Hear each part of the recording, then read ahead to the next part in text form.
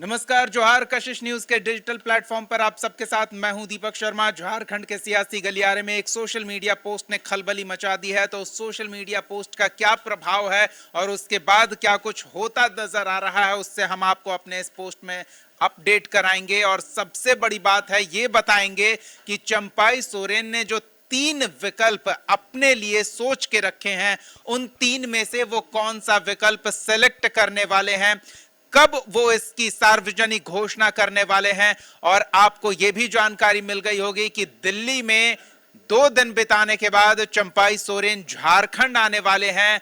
तो वो दिल्ली सीधे झारखंड से नहीं गए थे ताकि झारखंड के नेताओं को यह भनक ना लगे कि वो दिल्ली गए हैं। और दिल्ली से वो झारखंड भी डायरेक्ट नहीं आ रहे हैं। तो वो डायरेक्ट झारखंड क्यों नहीं पहुंच रहे हैं, किन नेताओं से मुलाकात अवॉइड कर रहे हैं, किन नेताओं से बात हो रही है संगठन में और दूसरे दलों के नेताओं से, जो सस्पेंस है उससे हम अपने इस वीडियो में पर्दा उठाएंगे। और हमारे साथ हमारे डिजिटल हेड आशुतोष मिश्रा जुड़े हुए हैं और सबसे बड़ी खबर वो इस समय की बताएंगे कि क्या चंपाई सोरेन ने दिल्ली से फ्लाइट पकड़ ली है, और पकड़ ली है तो कहां के लिए फ्लाइट पकड़ी है। रांची लैंड कर रहे हैं, कहीं और लैंड कर रहे हैं, कहां जा रहे हैं चंपाई सोरेन, पहले तो ये जानकारी। बिल्कुल लेटेस्ट अपडेट से ही हम लोग इस चर्चा की शुरुआत करेंगे।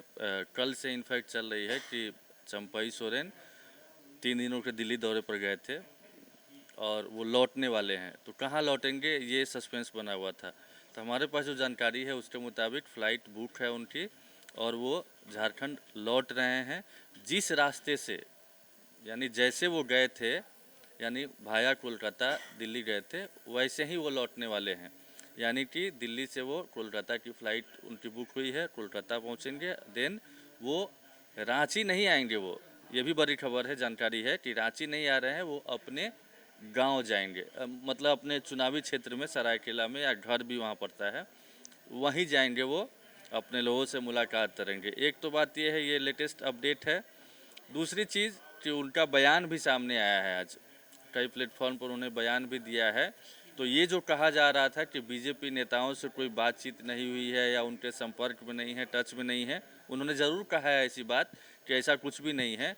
लेकिन ये जो जरूर, कहा जाता है वो होता नहीं है। लेकिन आशुतोष जी, हाँ, और ये भी कहा जा रहा था कि शायद वहाँ से बातें नहीं बनी, यानी कि बीजेपी चाहती थी कि कुछ और विधायकों के साथ वो आएँ, लेकिन डैमेज कंट्रोल हो गया है। यानी कि हेमंत सोरेन, शिबू सोरेन या जेएमएम के शीर्ष नेता सब लोगों ने मनोवल करके समझा बुझा लिया अपने विधायकों को। और लेटेस्ट डेवलपमेंट ये भी है कि सीएम आवास पर कोल्हान के 4 विधायक, समीर मोहंती, पोटका के विधायक, बहरागोड़ा के विधायक, ये सारे लोग पहुंचे भी थे। घाटशिला के विधायक रामदास सोरेन, ये तमाम लोग। तो उनसे सारी बातें हो भी रही है, पूछा भी जा रहा है कि क्या सच्चाई है, क्या है। मतलब कि अगर वो लोग पहुंचे हैं तो ये माना जा सकता है कि फ़िलहाल थोड़ी सी मतलब जो ये बवंडर था मचा हुआ, वो थोड़ा सा फ़िलहाल थमता हुआ नज़र आ रहा है।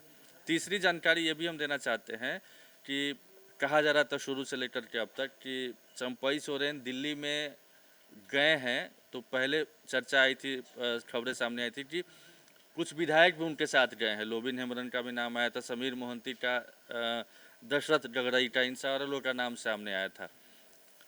कोई नहीं गया था उनके साथ। लोबिन हेम्ब्रम ने भी सूचना दी कि वो बीमार हैं, आप आके देख सकते हैं, मतलब झारखंड में ही हैं। गए जरूर थे 2 लोग उनके साथ, और वो उनके पुत्र थे। ये भी सामने आ रही कि पुत्र शायद पहले ही चले गए थे दिल्ली और उन्होंने ही फील्डिंग सजाई थी वहाँ पर सारे बीजेपी के शीर्ष नेतृत्व से बातचीत करके।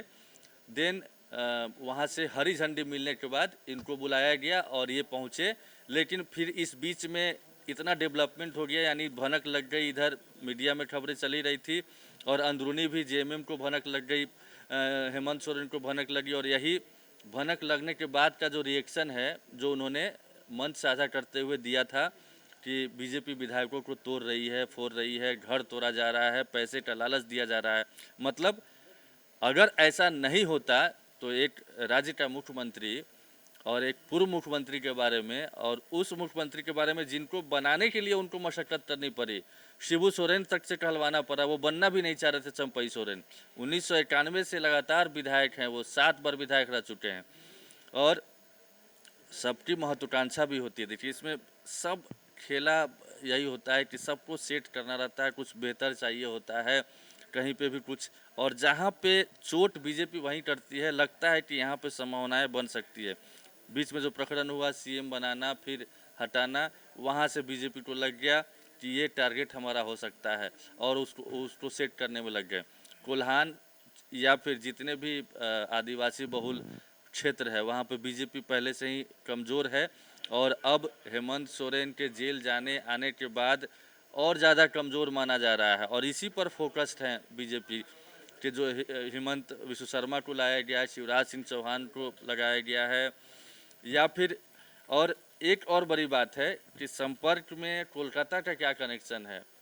आखिर कोलकाता जाते भी हैं फिर लौटते भी हैं तो कोलकाता से ही क्यों, रांची की भी फ्लाइट है, आ सकते हैं जा सकते हैं।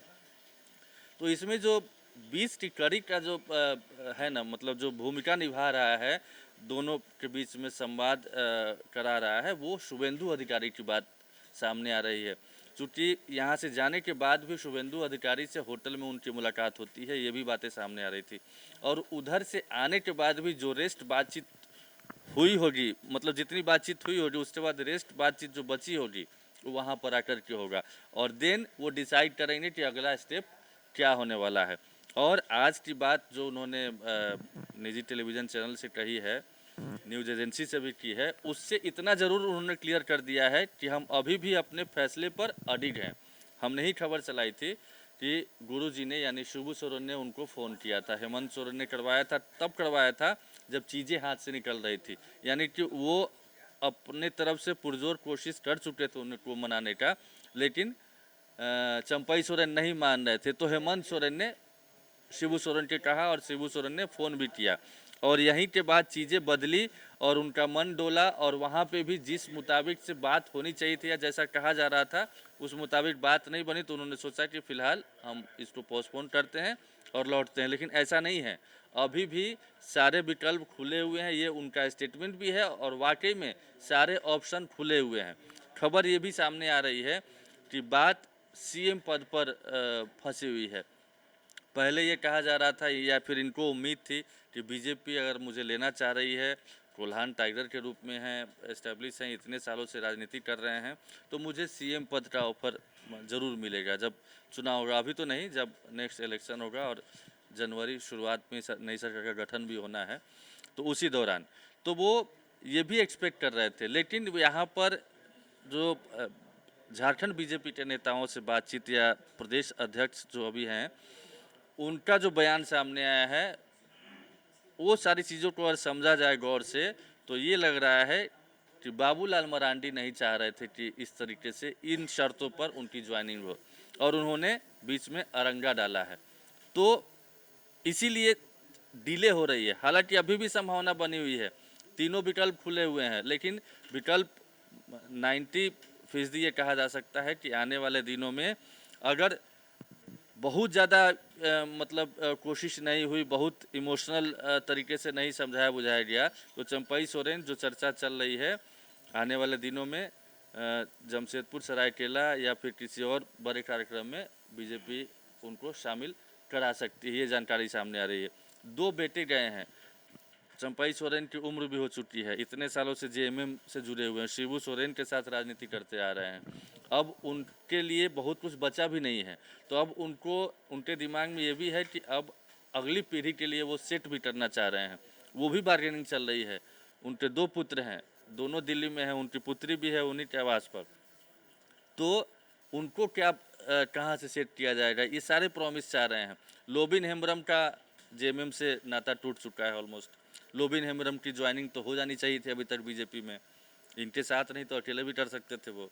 वहाँ पर जो बात रुकी जा रही है तो वो ये है कि लोबिन हेम्ब्रम बोरियो से विधायक हैं, बोरियो से जो पूर्व प्रदेश अध्यक्ष रह चुके हैं ताला मरांडी, वो 2 बार चुनाव जीत चुके हैं, तो वहाँ पर कैसे सेट हो, क्या ताला मरांडी को नाराज़ किया जाएगा। और ताला मरांडी बीच में 2000 पिछला जो इलेक्शन हुआ था 2019 में टिकट बीजेपी ने नहीं दिया था, तो वो आजसू में चले गए थे, हालांकि हार गए थे, लोबिन हेम्ब्रम जेएमएम से जीते थे, लेकिन फिर बाद में बाबूलाल मरांडी जैसे ही पावर में आए, रघुवर दास को राज्यपाल बनाया गया वहाँ का, तब जाकर के बाबूलाल मरांडी ने उन्हें आजसू से अपनी पार्टी में शामिल कराया, और इसी शर्त पर कि आपको और उतारा जाएगा, हालांकि चुनाव भी लड़ाया गया था राजमहल से, जहाँ तक मुझे याद है सांसदीय का चुनाव लड़ाया गया था, हार गए थे वो, तो वहाँ से बोरियो से अब हार गए हैं। तो इस बार कहा भी जा रहा है कि बीजेपी जो स्ट्रेटेजी बना रही है उसमें बड़े बड़े नेताओं के, मतलब इसमें कई चीफ मिनिस्टर भी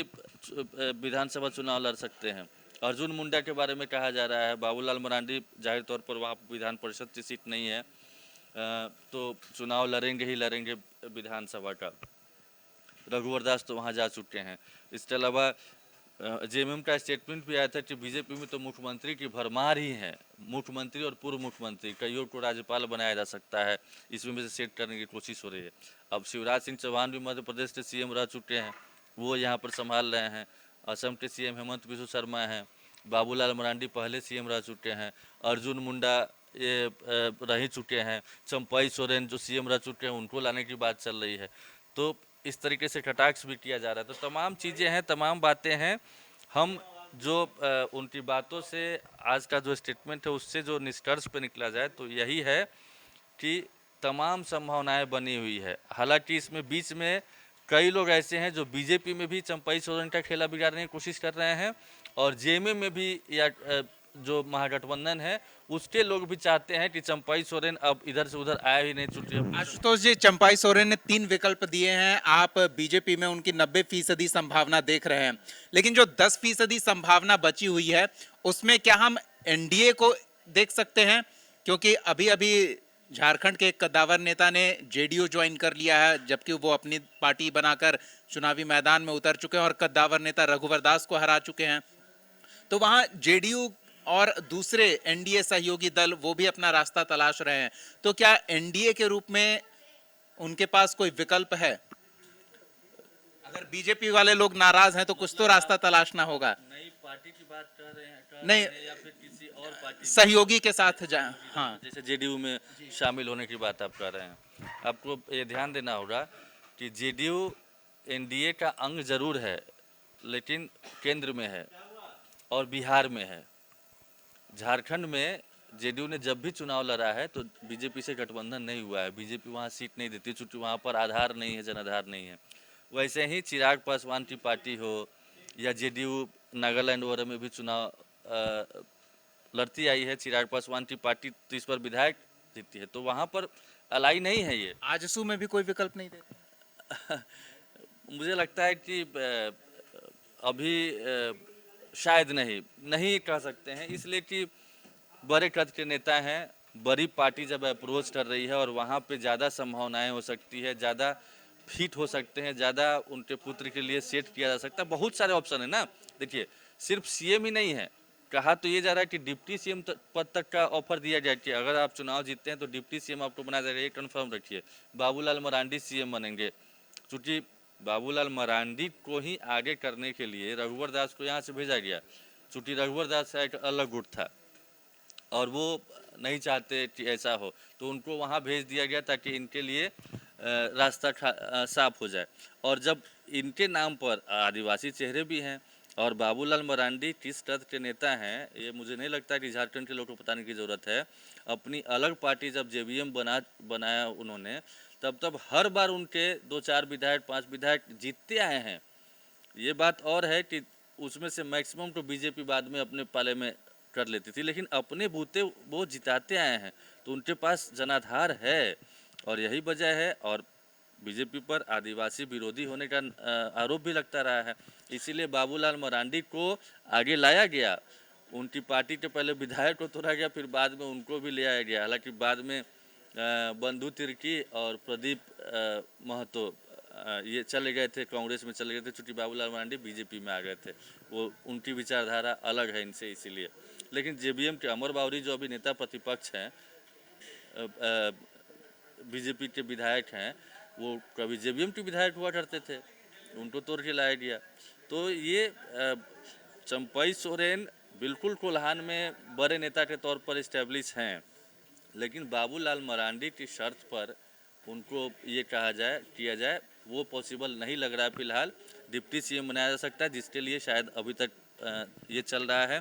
बेटे को कहाँ से कैसे लड़ाया जाएगा उस पर भी मंथन चल रहा है। तो ये सब ठीक है, लेकिन सत्ता में बने रहना एक बहुत ही चुनौतीपूर्ण कार्य है, और इसके लिए अगर सत्ताधारी खेमे को कुछ समझौता करना पड़े तो क्या वो कर पाएंगे? चंपाई सोरेन की मांगे मानी भी जा सकती है सत्ताधारी दल के साथ। ये नाराजगी वाली बात है तो वो नाराजगी दूर भी हो सकती है अगर शिबू सोरेन हस्तक्षेप करें तो क्या इसकी कोई संभावना दिख रही है? पुरजोर कवायद चल रही है, हर तरह से तमाम चीज़ें अपनाई जा रही थी ताकि वो मान जाते हैं तो सबसे पहला कि बीजेपी को वो लोग और पुरजोर तरीके से टारगेट करेंगे। विपक्ष के लोग या हेमंत सोरेन, कांग्रेस और आरजेडी वाले, और इसकी मतलब आप सोच नहीं सकते उस हद तक कोशिश चल रही है। हमने कहा तो कि गुरुजी से बातचीत हो चुकी है, फ़ोन पर बातचीत हो चुकी है। ये भी खबर सामने आ रही थी कि हेमंत सोरेन और कल्पना सोरेन अगर वो उनका प्रोग्राम अगर डिले होता, यानी कि दिल्ली में रहने का अगर वो कंटिन्यू करते, तो बहुत मुमकिन था कि हेमंत सोरेन कल्पना सोरेन के साथ खुद उनके पास जाते, उनसे बात करते, मिलते और उनको ले करके भी आते। ये भी बातें हमारे सूत्र बता रहे हैं कि ऐसी भी बातें थी, लेकिन चूंकि वो लौट रहे हैं तो यहाँ कोशिश होगी। देखिए, सारे ऑप्शन खुले हुए हैं, उसमें तो ये भी ऑप्शन बनता ही नहीं कि पुरानी पार्टी में वो रहें। उन्होंने नाराजगी जाहिर किया और नाराजगी दूर हो उन्होंने जाती कहा कि संन्यास लेना एक विकल्प है, तो वो शायद संन्यास ले लें और उनके 2 बेटे सेट हो जाएं। हाँ, बिल्कुल हो सकता है। और यहाँ पर अगर सारी बातें हो जाती है और वहाँ पे बात नहीं बन पाती है तो क्यों किसी तीसरा ऑप्शन पे जाएंगे? वो प्रैक्टिकल समझिए चीज़ों को, तो यहीं पे रहना बेहतर है। और यहाँ पे कहा तो ये भी जा रहा है कि शिबू सोरेन ने ये तक कह दिया है उनको कि आप सीएम नहीं रहते हुए भी सीएम के पावर में ही रहिएगा, यानी आपकी कोई बात ऐसी नहीं है जो अनसुनी होगी। जो चाहिए सो करवाइए, कहीं कोई दिक्कत नहीं है, आप बने रहिए और कहीं जाने की ज़रूरत नहीं है। लेकिन हमने बोला ना कि खेल बिगाड़ने वाला काम, बन्ना गुप्ता लग गए हैं, विभीषण करके लग गए हैं, वैसे ही जेएमएम में भी है, कांग्रेस में भी कुछ नेता हैं जो डिफरेंट स्टेटमेंट दे रहे हैं, और ये बातें जानते हुए भी कि ये चीज़ें फिर उनको बुरी लग सकती है। और वो चंपई सोरेन के बारे में जो लोग जानते हैं वो कहते हैं बेहद भावुक आदमी है, इमोशनल आदमी है, दिल से सोचते हैं सारी चीज़ों को। तो अगर दिल पे बात लग गई, जैसा कि उनके पोस्ट से झलकता है, तो फिर आने वाले दिनों में वो बड़ा और तगड़ा डिसीजन भी ले सकते हैं, जिसकी उम्मीद किसी को नहीं है, लेकिन चर्चा जरूर चल रही है। दीपक, चलिए, बहुत बहुत धन्यवाद आशुतोष जी इस तमाम बातचीत और संभावनाओं पर अपनी बात रखने के लिए। तो चंपाई सोरेन क्या करने वाले हैं, कब पहुंचने वाले हैं, पहुंचने के बाद कहां जाएंगे, किससे मिलेंगे और आगे क्या उनका राजनीतिक रुख होगा, इस वीडियो में हमने आपको काफी संभावनाएं बताई हैं, काफी संभावनाओं पर बात की है। संभावनाओं के साथ साथ ताजा अपडेट भी आप तक पहुंचाते रहेंगे, और अपडेट से जुड़े रहने के लिए हमारे इस चैनल को फॉलो करना ना भूलें और इसके लिए सब्सक्राइब करें, बेल आइकॉन प्रेस कर दें ताकि हर नोटिफिकेशन आप तक सबसे पहले पहुंचे। और चंपाई सोरेन के लिए आप क्या सोचते हैं, आगे क्या वो रुख करेंगे, कमेंट सेक्शन में अपनी राय जरूर साझा करें, और जिन विकल्पों पर हमने बातचीत की है उस पर भी अपनी बात कमेंट सेक्शन में साझा करें। बहुत बहुत धन्यवाद जुड़ने के लिए। नमस्कार।